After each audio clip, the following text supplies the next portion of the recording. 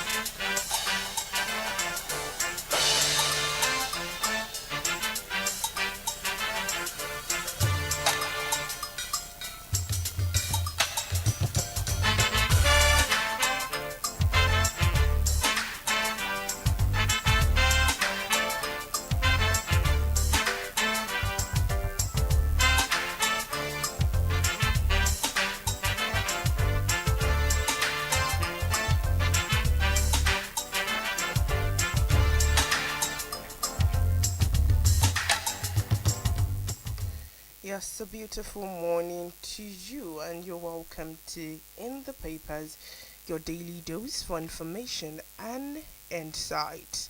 Today my name is Inioluwa Adekoya, and with me this morning I've got the Punch newspaper, the Old newspaper, the Daily Post newspaper, and the Nation newspaper.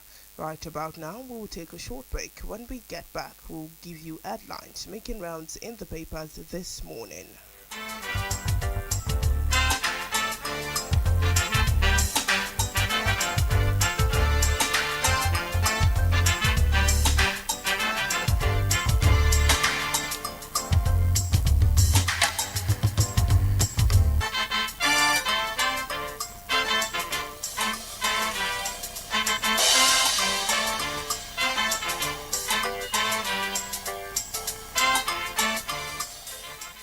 Yes, beginning on the top of the list of our headlines this morning from the Old newspaper, flaws in leadership selection affecting Nigerians negatively, says Kiyamo.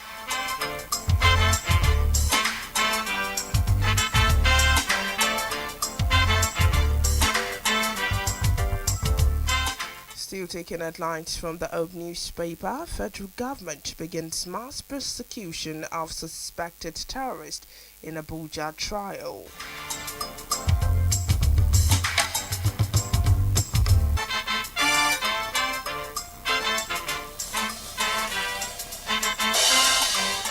Yes, still taking headlines from the Old newspaper, talking Osun 2026.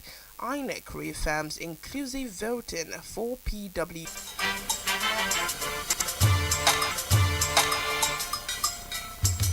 You're still taking headlines from the Oak newspaper. Ex-graduates, 10,959 students at 30th convocation.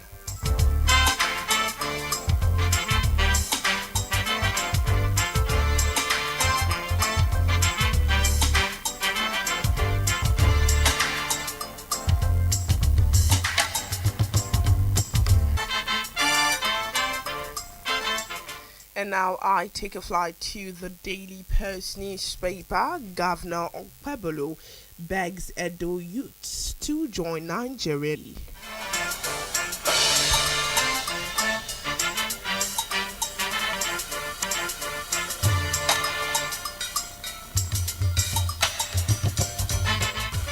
Yeah, still taking headlines from the Daily Post newspaper. Army, DSS, others gunned down scores as over 300 bandits invade Niger communities.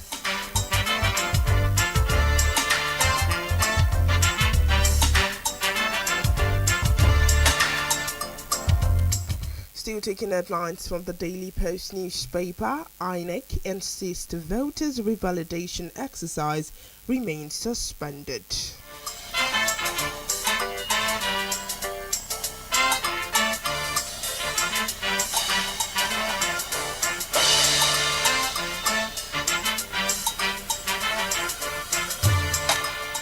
Still taking headlines from the Daily Post newspaper, Northern Governors mourn Kebbi Assembly Speaker Zuru.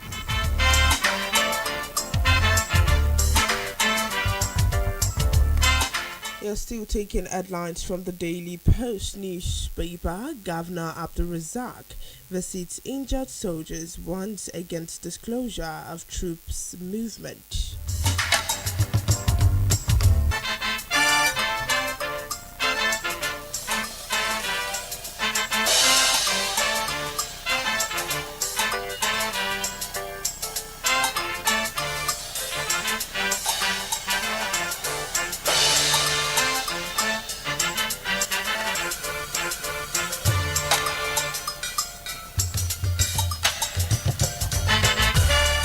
Yes, still taking headlines from the Daily Post newspaper. Zamfara banned signing out activities in schools.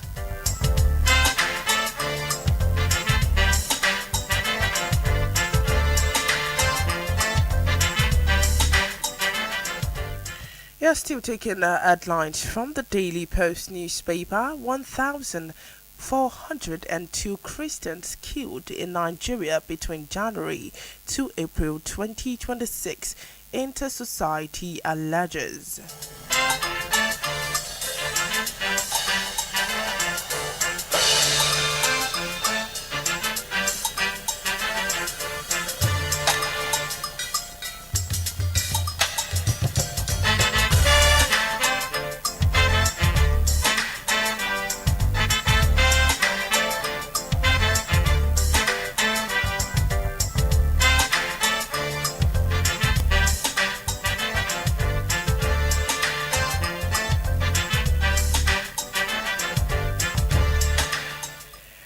Now to the Punch newspaper. I used juju to succeed. Fuji star Sahid Osupa stirs controversy.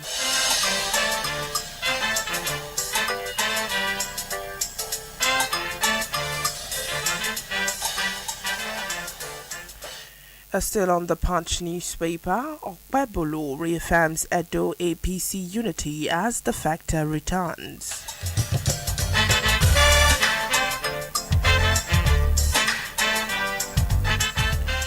Yeah, still taking headlines from the Punch newspaper. Dismissed soldier boy backs pay claims with receipts. Dares army to release payroll.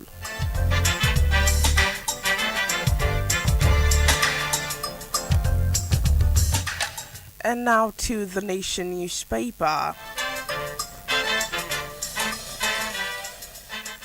Stops daily toll payment by petty traders in Enugu.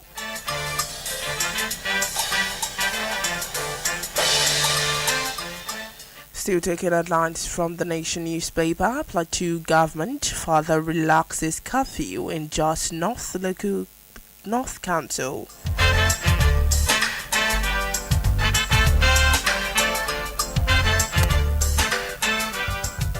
Yeah, still taking headlines from the Nation newspaper. Kiamo decries recruitment process.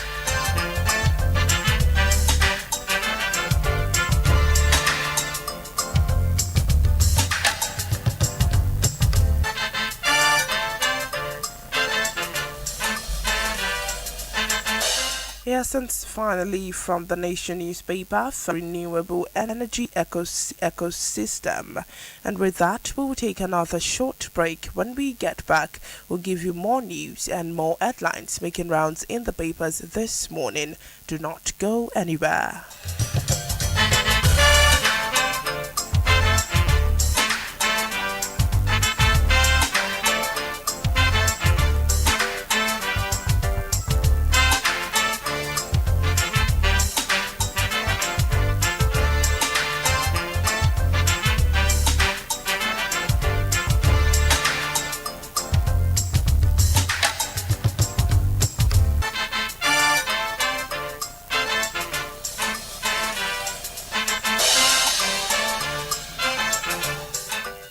Yes, glad to have you back. The program you're still on to is in the papers and it's coming to you from the stables via Power 102.7 FM. Beginning from the top of the news this morning, from the Old newspaper, federal government begins mass prosecution of suspected terrorist in Abuja trial. And now to the details.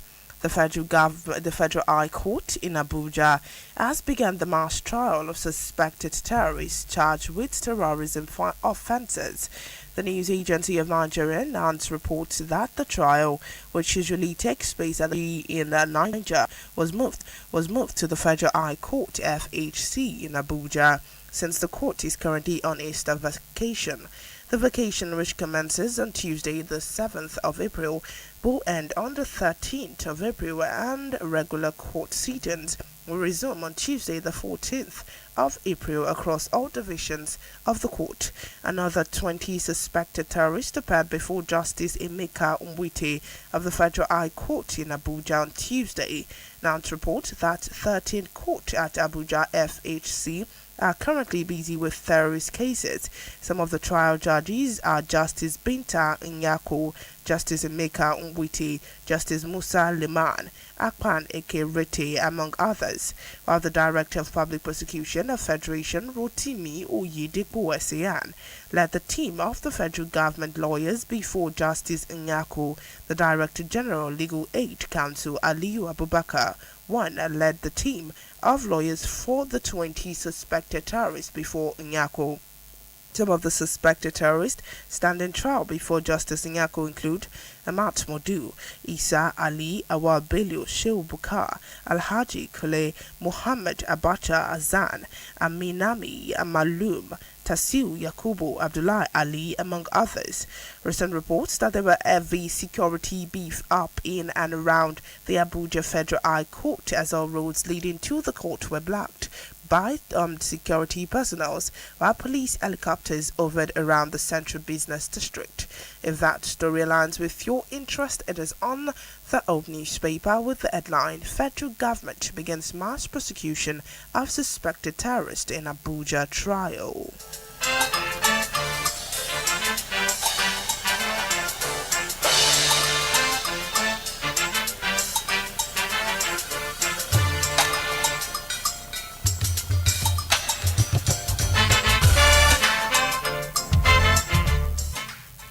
Yeah, still taking headlines from the Old newspaper, talking Osun 2026. INEC reaffirms inclusive voting for the PWDs. And now to the details. And International Electoral Commission (INEC) in Osun State has reaffirmed its commitment to ensuring inclusive electoral participation, particularly for persons with disabilities (PWDs), ahead of the 15th of August 2026 governorship election. The Resident Electoral Commissioner for INEC, Dr. Mutiu Adekoya, made this known on Tuesday in Osogbo during the sensitization and awareness program organized by the Commission headquarters in Abuja.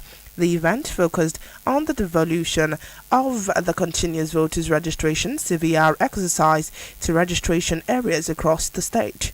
Adekoya described the initiative as a critical step towards ensuring that no eligible voters is excluded from the democratic process, noting that persons with disabilities remain an integral part of Nigerians' democracy.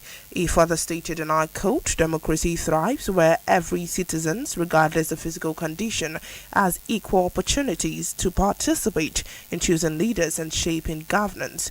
He explained that decentralizing the CVR exercise from local government offices to wards level would bring voters' registration closer to people, especially those facing mobility challenges. If that story aligns with your interest, it is on the Old newspaper with the headline, Osun 2026, INEC reaffirms inclusive voting for PWDs.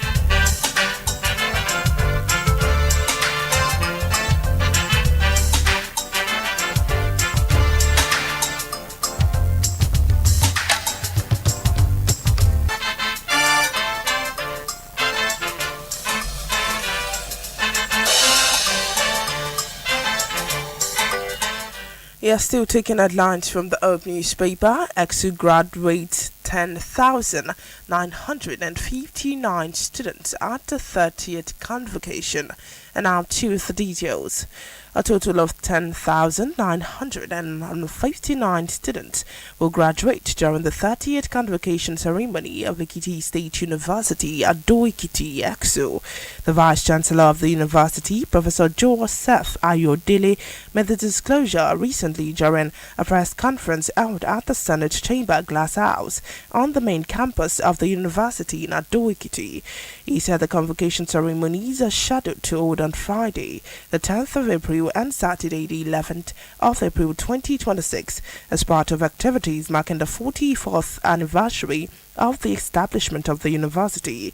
The Vice Chancellor further explained that the press briefing was organized to inform the public about programs lined up for the convocation week, as well as the present this 1 year and 7 month stewardship as the institution elsewhere. Providing the breakdown of the graduating students, Ayodele said 284 students would receive diplomas, including 11 with distinctions, 162 with upper credit, 111 with lower credit.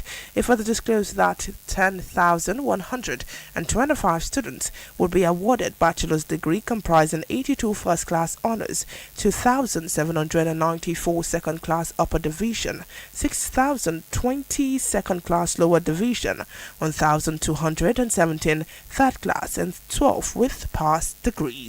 If that story aligns with your interest, it is on the Open newspaper with this headline: EXU graduates 10,959 students at 30th convocation.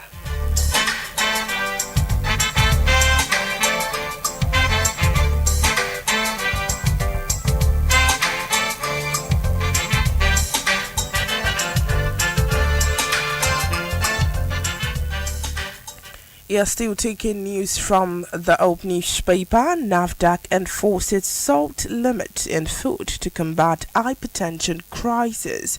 And now to the details.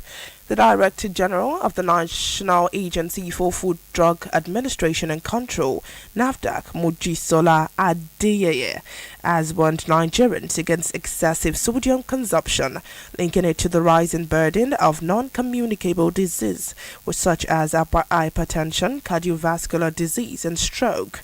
Adekoya gave the warning during a stakeholders' engagement on the draft reduction of sodium in prepackaged foods Regulation 2026.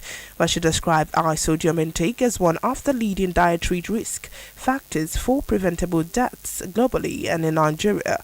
She further cited guidance from the World Health Organization, which identifies sodium reduction as one of the most cost-effective interventions to improve population health and reduce premature mortality from non-communicable disease.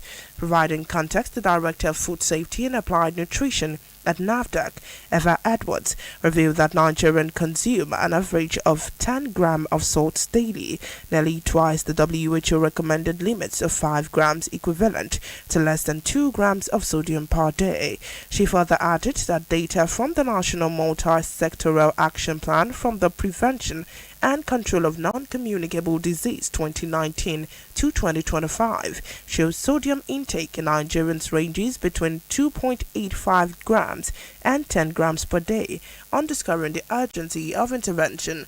If that story aligns with your interest, it is on the Open newspaper with the headline: NAFDAC enforces salt limits in foods to combat hypertension crisis.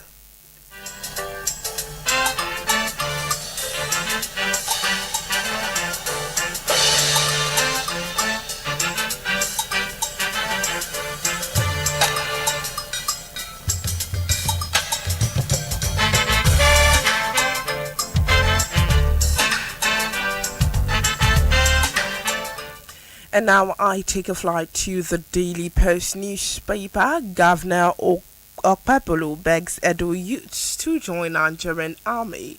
And now to the details. Governor Monday Okpebholo of Edo State has urged eligible youths in the state to take advantage of the ongoing Nigerian Army 91 regular recruits intake by enlisting in the army. This is contained in a statement issued by the Chief Press Secretary to the Governor, Dr. Patrice Ebojele, on Tuesday in Benin. According to the statement, the call followed a scheduled visit of the Nigerian Army sensitization team to the state from the 8th of April to the 14th of April. It noted that the visit is aimed at engaging, guiding, and supporting prospective applicants through the recruitment process. The governor, however, urged qualified young men and women in the state to participate in the exercise.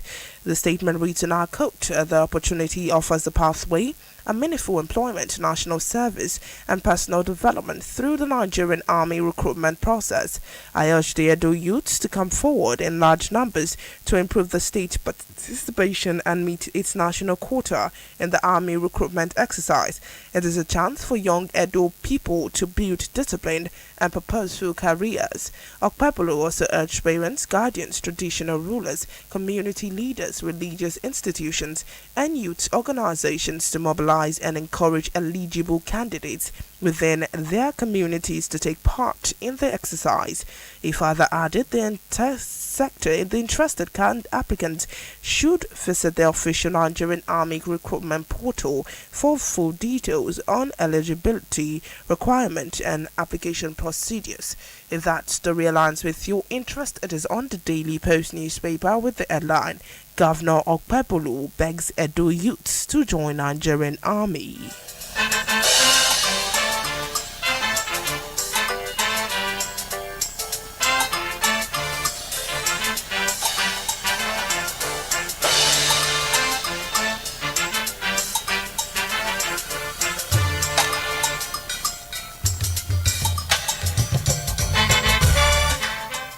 Yes, still taking headlines from the Daily Post newspaper. Army, DSS, others gunned down schools as over 300 bandits invade Niger communities.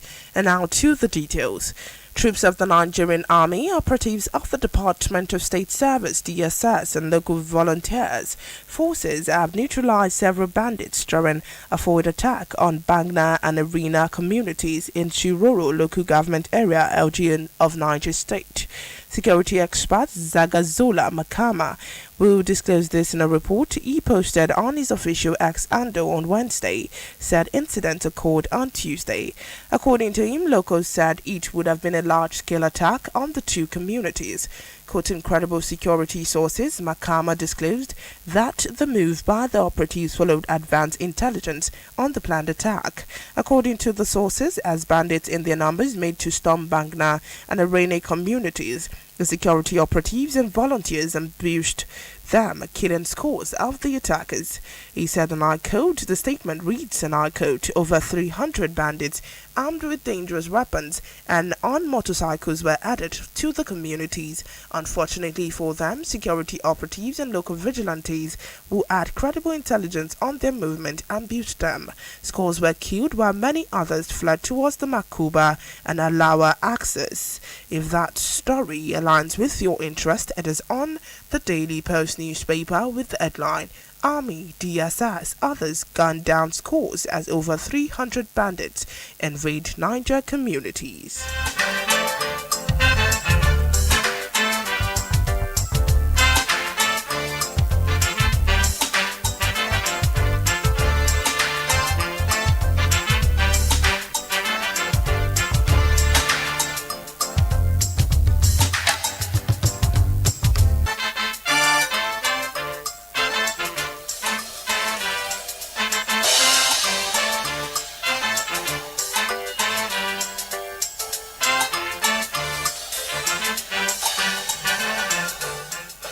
Yeah, still taking headlines and news from the Daily Post newspaper. INEC insists voters' revalidation exercise remains suspended.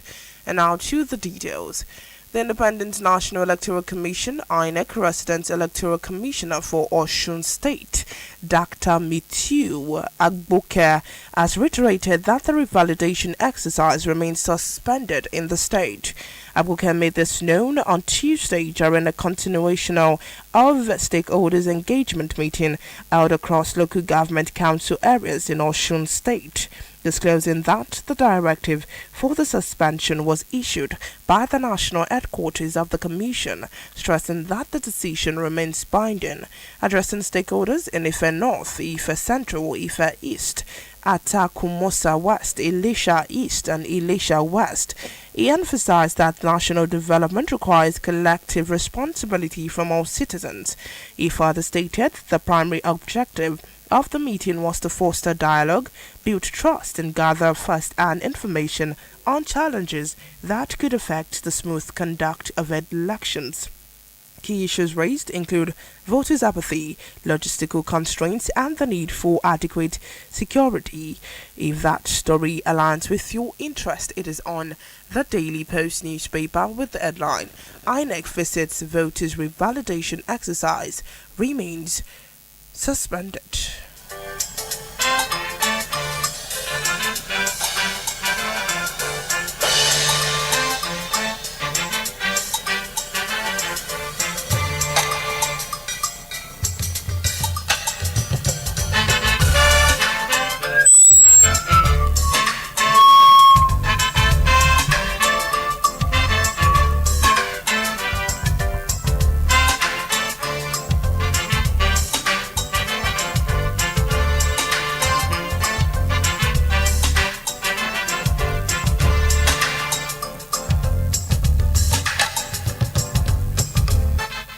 Still taking headlines from the Daily Post newspaper. Governor Abdulrazak visits injured soldiers, once against disclosure of troops movement.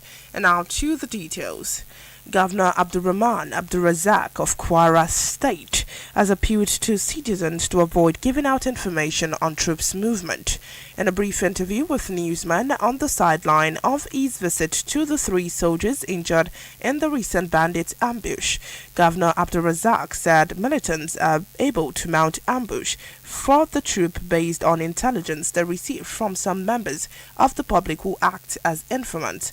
It described such practices as sabotage, adding that security operatives are doing so much to keep the country safe. Governor Abdulrazak was received at the facility by the commander of the 22nd Armored Brigade Nigerian Army, Sub-Brigadier General Nicholas Nementner Rume, and Chief Medical Director CMS of the hospital, Professor Abdullahi Da Silva Yusuf. He sympathized with the families of the soldiers killed in the ambush and announced the donation of 20 million naira each to them and 5 million naira each to 3 others who were injured. The governor said the development attested to the sacrifice the uniformed men make to keep the country safe. He commended the security agencies for their selfless service and urged Nigerians to continue to support them in the national task. If that story aligns with your interest, it is on the Daily Post newspaper with the headline, Governor Abdulrazak visits injured soldiers, once against disclosure of troops movement.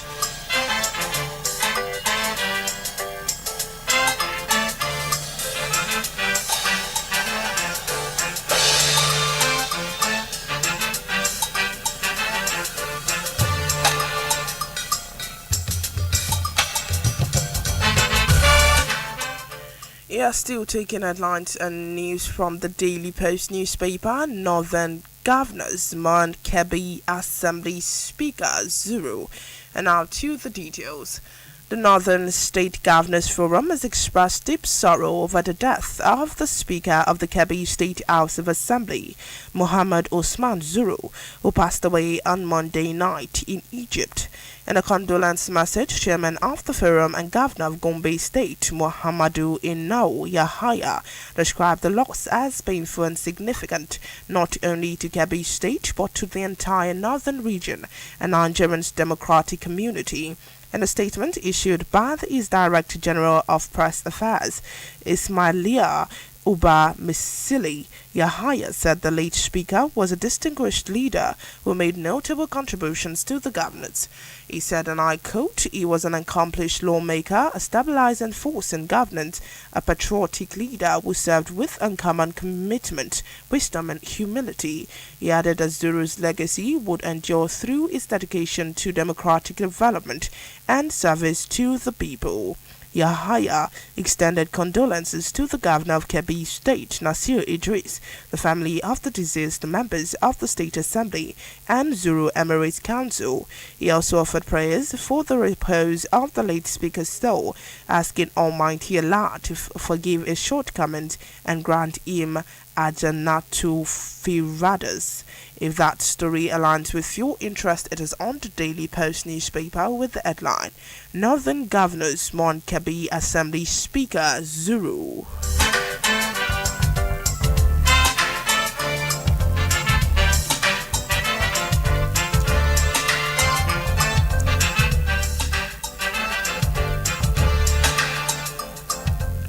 Yes, the program you're still on to is in the papers, and it's coming to you from the stables of iPower 102.7 FM. You can join us live on Facebook, Instagram, and TikTok at iPower 1027 1027. You can also join us on X at iPower 102. You can reach out to us for comments and contributions on 0816 552 4699 for comments and contributions to any of the news read out to you. The number to call is 0816 552 4699. 0816 552 4699. Right about now, we'll take a short break. When we get back, we'll give you more news making rounds in the papers this morning.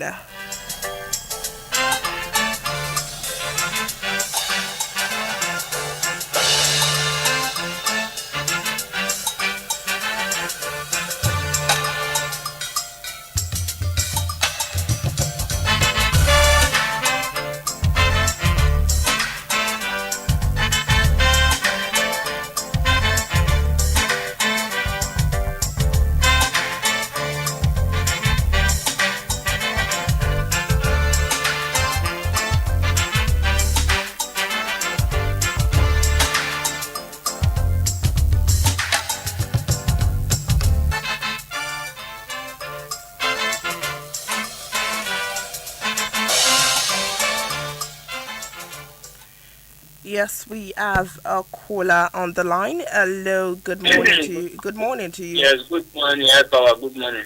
Good morning. Your name and where you're calling us from. Thank you. My name is Genro from Memorable. Your contributions, please. Thank you. About this Edo governor, I can't really pronounce the name. So, yes, he said that Nigeria, that people should bring their sons, daughters to join Nigeria army. Despite all this killing every day, we are burying Nigeria soldiers. So the future generation of the country, so are being shot.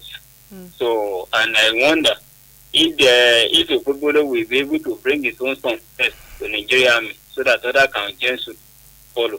So you see the killing everywhere. There was a time this man said that he has been to take a permission from him before he comes to Edo State. When you cannot even secure the people of Edo State, cultists will keep people today, tomorrow riots everywhere. And you are saying that people should encourage people to bring it. So he should bring his own son first, so that Nigeria citizens can do so. Thank you. Yes, sir. Thank you very much for that contribution.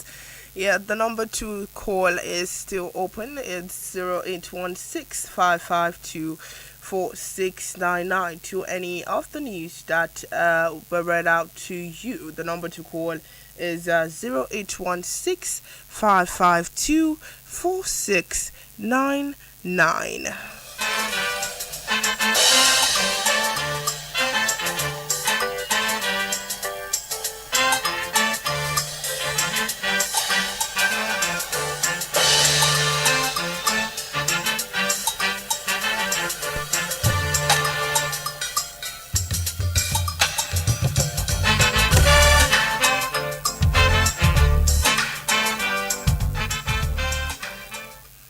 Yes, welcome back. The program you're still onto is in the papers from the stables via Power 102.7 FM. For comments and contributions to any of the stories, the news and headlines read out to you, the number to call is 0816 552 4699.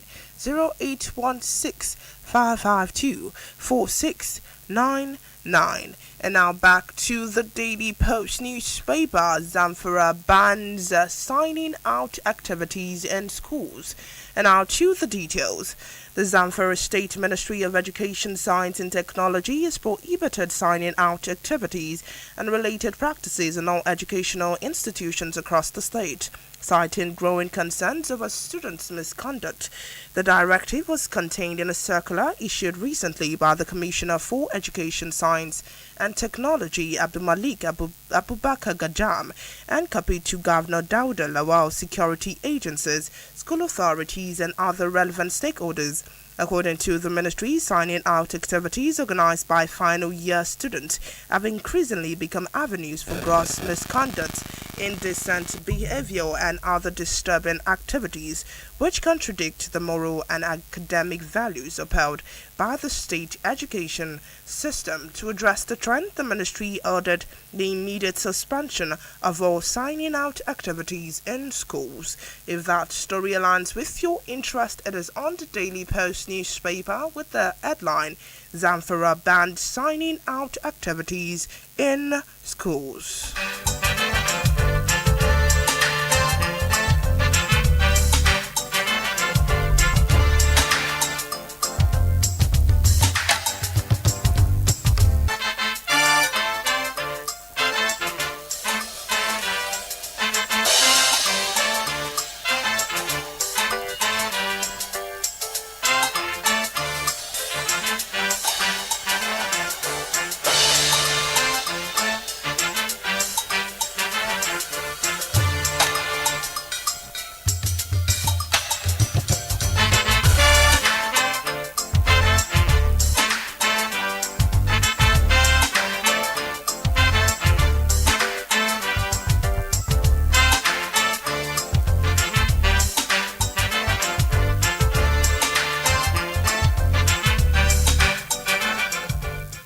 Still taking news from the Daily Post newspaper. Bandits abduct 6 in early morning raid on Sokoto village. And now to the details.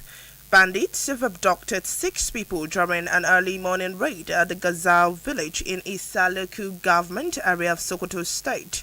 A source told newsmen that the attacker invaded the village at about 1 a.m. on Monday and initially abducted a total of 13 persons, including 12 women and 1 man, after storming several homes.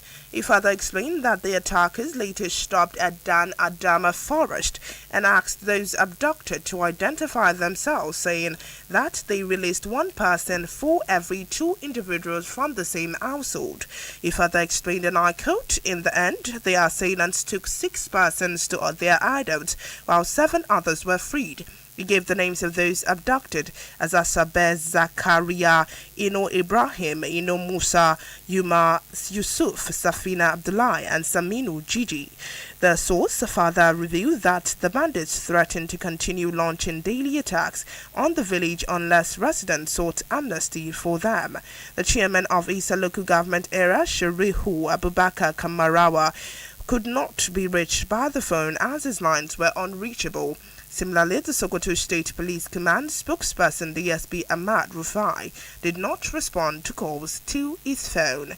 If that story aligns with your interest, it is on the Daily Post newspaper with the headline, Bandits abduct 6 in early morning raid on Sokoto village.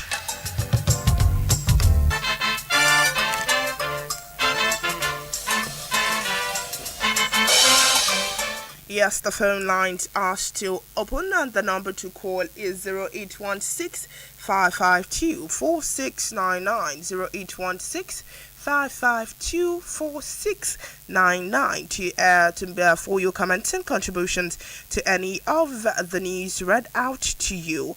Yes, moving on the Daily Post newspaper. OPEP troops neutralized 2 terrorist arrest kidnapped suspects in Plateau. And now to the details. Troops of the Joint Task Force Operation Enduring Peace, OPEP, operating under the mandate of Operation Wutan Daji, have successfully neutralized 2 suspected terrorists, arrested a kidnapped suspect, a dismantled criminal hideout in a series of coordinated clearance operations across Plateau State.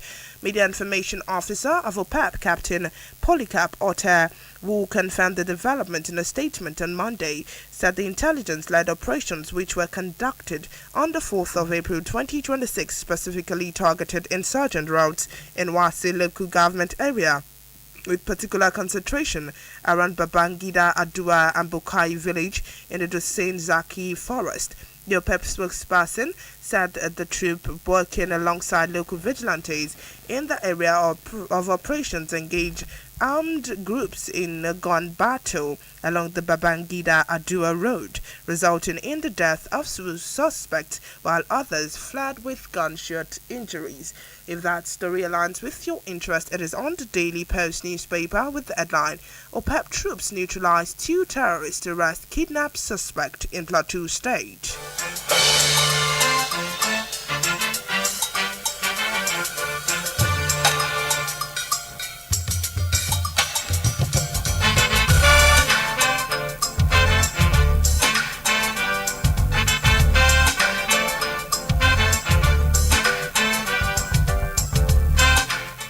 You're still taking news from the Daily Post newspaper. 1,402 Christians killed in Nigeria between January and April 2026, Inter-Society alleges. And now to the details. A rights group, International Society of Civil Rights and Rule of Law, Inter-Society, is alleged that there is endless persecution and killings of Christians in Nigeria. Inter-Society has been at the forefront, calling for an end to alleged genocidal killings of Christians in Nigeria. The Nigerian government had consistently stated that there were no form of targeted killings of Christians in the country. However, in a statement issued recently, the rights group alleged that massacre of Christians and prosecution of churches in Nigeria had continued to widen and escalate, with state actors' involvement deepening unchecked. The statement was signed by Emeka Umeagbalasi, head Inter-Society, Chidema Evangeline Udegbunam, head Department of Campaign and Publicity, Obinuju Joy Igboeli, head Department of Civil Liberties and Rule of Law. It claimed that despite the tens of millions of dollars wasted since the end of October 2025 by the government of Nigeria in international lobbying to deny and erase traces of Nigerian Christian genocide, an additional multi-million dollars wasted in global torturing, seeking to international downplay Christian genocide. The massacre of Christians and persecution of Christians of churches have continued and become increasingly widespread. And such society said it was to an extent that such state actors' denial have been dwarfed by growing manifestation of gross bias and open protection of jihadists by the Nigerian security chiefs and recent open admission by government-affiliated Islamic groups, including openly vowing to continue their violent Islamism until Nigeria becomes a full Sharia state. If that story aligns with your interest, it is on the Daily Post newspaper with the headline, 1,402 Christians killed in Nigeria between January and April 2026, Inter-Society alleges.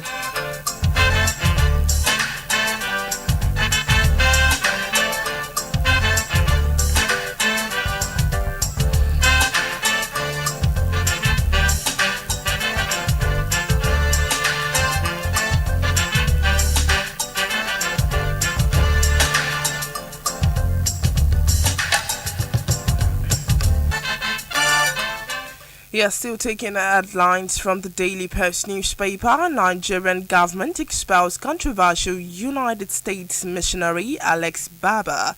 And now to the details. The federal government has expelled American missionary Alex Barber, citing concerns over a statement it says could inflame tension and worsen division, especially in Plateau State. The decision following growing controversy surrounding his activities in Nigerian North Central region Well, authorities allege his comments were capable of inciting unrest. Abiodun Esiet, Senior Special Assistant to President Bola Tinubu on Community Engagement North Central, confirmed the development during an appearance on TVC. He said, and I quote, "Yeah, so we've realized that Alex Baba has done. So I must inform that Alex Baba is no longer in Nigeria. He has been, we can say, removed and sent out of the country because of the work he's doing, which is creating division." As yet further linked his remarks to violence in Jos, claiming immediately after I made the speech in Jos, a lot of people did not know that two Muslims, were killed immediately after his speech. Because of the impact of this provocative speech, which he has been making, he has sent out the country and he was sent out of the country and is no longer in Nigeria. Baba, a former American football player and missionary, gained attention for the humanitarian efforts in conflict-affected communities in Benue and Plateau State. If that story aligns with your interest, it is on the Daily Post newspaper with the headline, "Nigerian government expels controversial U.S. missionary Alex Baba."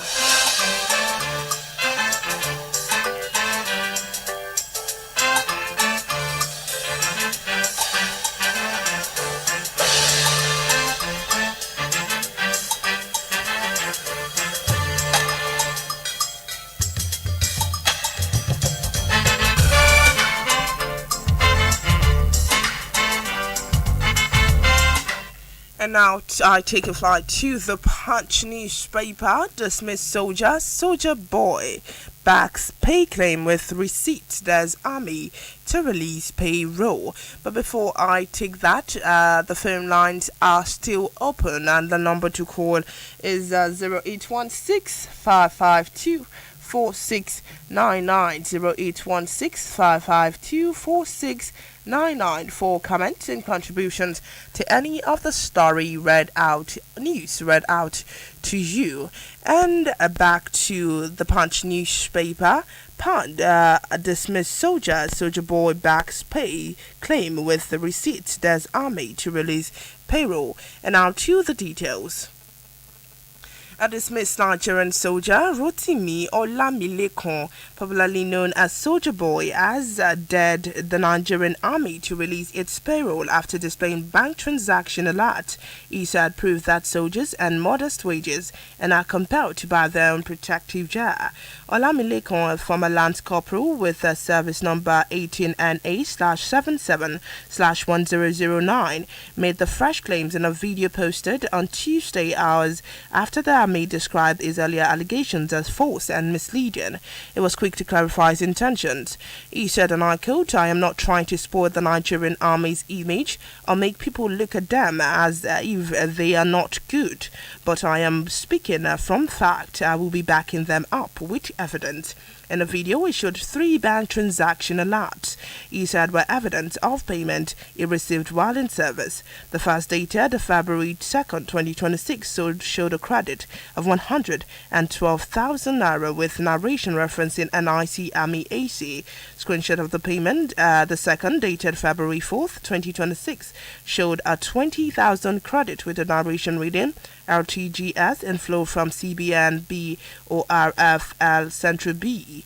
The third, dated November 4th, 2025, showed a 45,000 credit with the narration referencing Skystone Finance Company Limited. He identified the 112,000 as his salary, the 20,000 as grumbling allowance, and the 45,000 as an operational allowance paid only to soldiers deployed to active theatres such as Maduguri. He said a security allowance of 6,000 also existed. He stressed that the operational allowance was not a standing entitlement. If that story aligns with your interest, it is on the Punch newspaper with the headline, "Dismissed soldier boy backs pay claims with receipts. There's army to release payroll."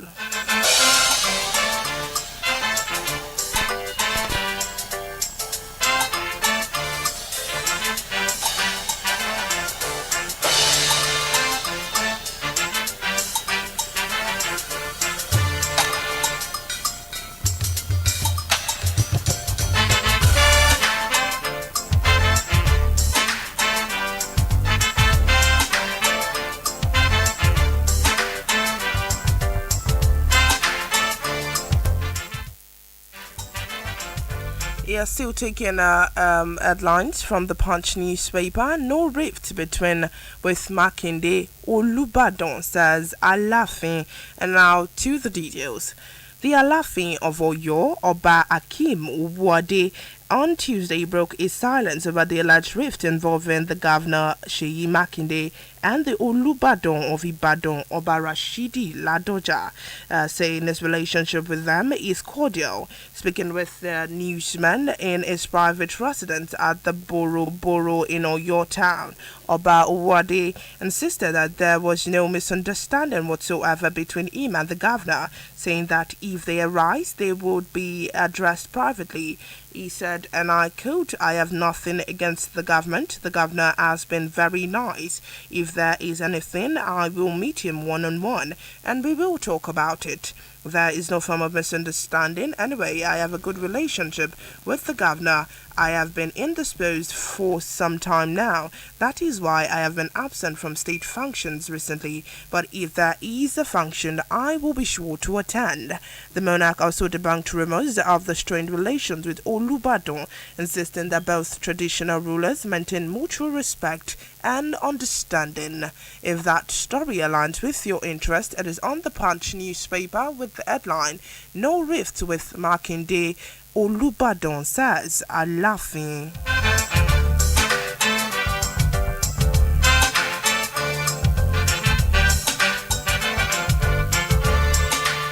Yes, still taking headlines from the Punch newspaper. Pre-packaged food drive high salt intake hypertension, says NAFDAC. And now to the details. The Director General of the National Agency for Food, Drug Administration and Control, Mojisola Adekoya, has warned Nigerians against excessive sodium consumption, linking it to the rising burden non-communicable disease such as hypertension, cardiovascular disease and stroke. Adekoya gave the warning during a stakeholders' engagement on the draft reduction of sodium in prepackaged foods regulation 2026, where she described high sodium intake as one of the leading dietary risk factors for preventable deaths globally and in Nigeria. If that story aligns with your interest, it is on the Punch newspaper with the headline, "Prepackaged food drive high salt intake hypertension, says NAFDAC."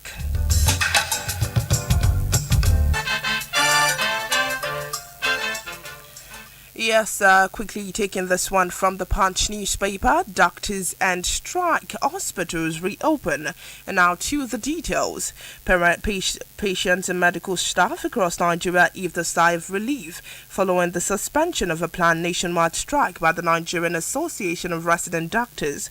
At Just University Teaching Hospital and Plateau State Specialist Hospital, patients and staff expressed relief at the reprieve, even before the suspension of the short-lived strike. Service at the Ekiti State University Teaching Hospital were largely uninterrupted.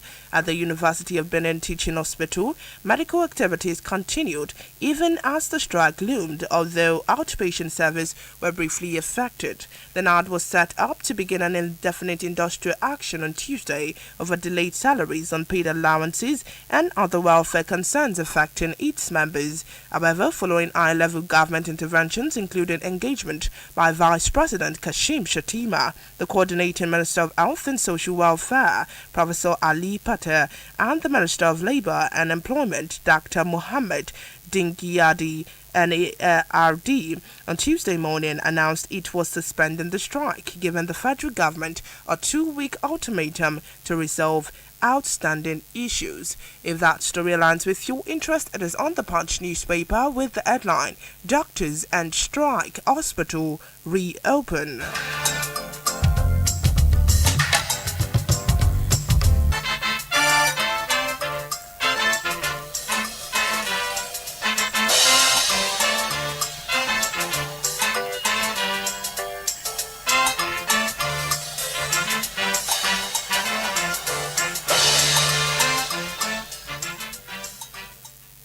Yes, the time has come for us to call it a wrap on today's edition of In the Papers. We hope this review has kept you informed of what